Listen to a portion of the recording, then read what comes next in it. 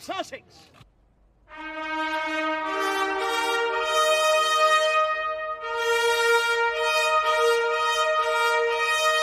Tom Bower portrays Meghan as a disrespectful, social climbing, controlling narcissist.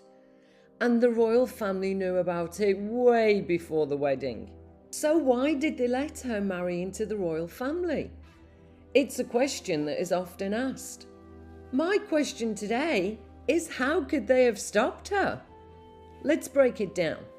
Meghan is not only Harry's keeper, she is also his enabler. Right from the beginning, Meghan listened to the ginger whinger and his tales of woe of growing up in a privileged life of luxury as his brother's spare. Where? Let's not forget, she scrambled through Google and newspaper profiles during her London manhunt. She wanted to find an English boyfriend. And discovered how Harry was a confused character crying out for love. She knew exactly how to play him. She was sympathetic to his fears and paranoia, much more than previous girlfriends. To such an extent that Tom Bower refers to Meghan as Harry's surrogate mother. And I can't help but notice how Tom talks about surrogate mother and Meghan freezing her eggs in the same chapter, with only 21 lines separating these words. Not many lines to read between, right? Is Tom giving us a clue? Let me know what you think about the whole surrogacy debate.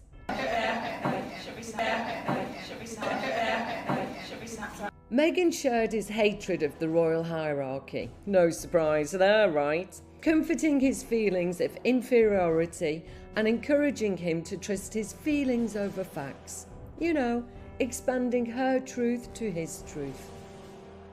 She used his trauma and unresolved issues and pulled Harry into the nightmare that he now calls his life. When something emotionally significant happens in your life and your system doesn't get to complete that response, the charge of that emotion doesn't disappear or fade off. It gets stored somewhere. Meghan was aware of his stored trauma and she learned how to trigger it. That when somebody has trauma, they're not remembering something. They're not remembering some unprocessed emotion. This is re-entering them. By re-entering his trauma, Harry became 12-year-old Harry and Meghan became Mummy. She'd found her meal ticket to becoming a global celebrity, and the more she enabled his misery, the more dependent on her and besotted with her he became. I think Harry's addicted to Meghan. Harry will step over anyone and anything to get his fix, which is from Meghan. Harry is not only Meghan's spare, he is also her enabler. He refuses to see her for what she really is and prefers to enable her bad behaviour. What Meghan wants, Meghan gets. So the family was aware of the dynamics of the two enablers. They could see that Meghan was manipulative and controlling, and they questioned her motivations for marrying into the family. And they could clearly see that Harry was besotted with Meghan. So what could they do? They tried to convince Harry to take things slowly, to wait a while before committing to this woman, but he just wouldn't listen to it. Harry was not going to give up Meghan, and Meghan wasn't going to give up her meal ticket. Harry has revealed himself to be a ginger whinger, and the royal family knew this way before we did. Can you imagine how the petulant prince and his race-weaponizing wife would have reacted if the Queen had refused the marriage based on their initial suspicions about Meghan? Plus, the Queen had lived the consequences of refusing marriage many times before.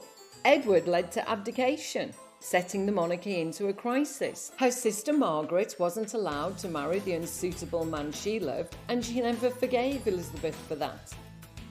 Charles wasn't allowed to marry unsuitable Camilla, and the perfect Lady Diana Spencer ended in disaster.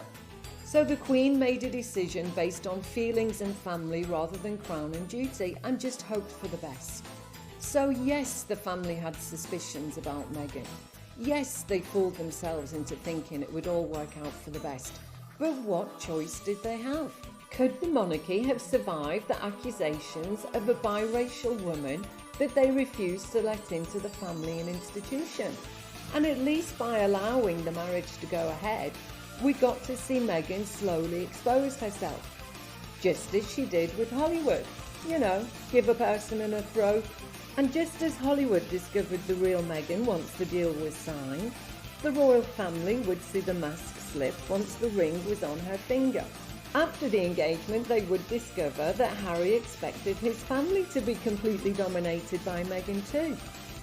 And her royal training would reveal her toxic behaviour. Of course, Meghan famously told us all that she didn't receive any royal training. No. Nobody prepares you. No, I mean, but even down, but even down to like the national anthem. It's more true to say that she didn't listen to any royal training. Meghan had no less than 4 experts to coach her on royal life. Experts that would provide unsettling findings for the royal family. Harry's private secretary presented a 30-point dossier explaining every detail of royal life. She didn't read it. The Archbishop of Canterbury helped her with the religious procedures involved in marrying into the family whose head is the defender of the faith. She didn't take it seriously. Samantha Cohen was appointed by the Queen to explain royal life and the Queen's neutrality. She didn't listen. And finally, a senior member of the establishment met with her every month for 90 minutes to explain her royal life duties and protocols, and Meghan spent 90 minutes every month staring at him with empty shark eyes. Oh, how the recollections vary about her royal training! The family clearly saw before the wedding what Hollywood would later discover. She didn't accept the limitations of the royal family. Netflix is holding me back. She ignored advice. Well, my eyes tell me that she doesn't listen to her stylist. She felt unrecognised and unrewarded. How many fake awards has she bought over the past few years? The royal staff felt that Meghan had unrealistic expectations, just as Hollywood has learnt the hard way that they had unrealistic expectations of her. How many contracts does she have left? She viewed royalty as Hollywood and thought Hollywood would love her because she's royal. She refused to discuss plans about the wedding and jumped ranks when dealing with people, somewhat reminiscent of refusing to discuss details of Spare with Netflix and directly contacting Ted. Basically, Meghan is a Karen. I want to talk to the manager. And the family knew it before the wedding. But what could they do before the wedding? Most of Meghan's bad behaviour was revealed after the engagement, just as most of her bad Hollywood behaviour was revealed after signing the contract.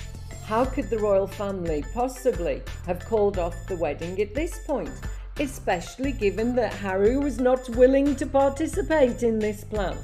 So yes, the family had witnessed Meghan's controlling behaviour with Harry, but fooled themselves that it would be a positive point, that she would control the wayward prince. They'd witnessed her refusal to learn and adapt to the royal way of life as Catherine did, and fooled themselves that everything would fall into place after the wedding. They'd witnessed her callous behaviour towards her own family, but fooled themselves that the Markles had warranted this reaction to a certain degree. They suspected that she would flee to Hollywood with titles in tow, but they just crossed their fingers and hoped for the best. They suspected that Megxit had been planned from the very beginning, especially when requesting her coat of arms. A songbird with its tongue cut out would suggest that she planned from the very beginning the whole Were you silent or were you silenced? And her refusal to learn and abide by the rules strongly suggests that it was pointless learning about a job that you didn't intend to do. But by allowing the marriage, they hoped that the two enablers would be happy together and things would be okay. Harry would finally be happy and stable, and Meghan would enjoy the fame she'd always longed for. So why did they allow her to marry into the family? Well, first of all, they didn't have much choice based on Harry's behaviour and his limited intelligence, and because they loved Harry more than they feared Meghan. but he betrayed them anyway.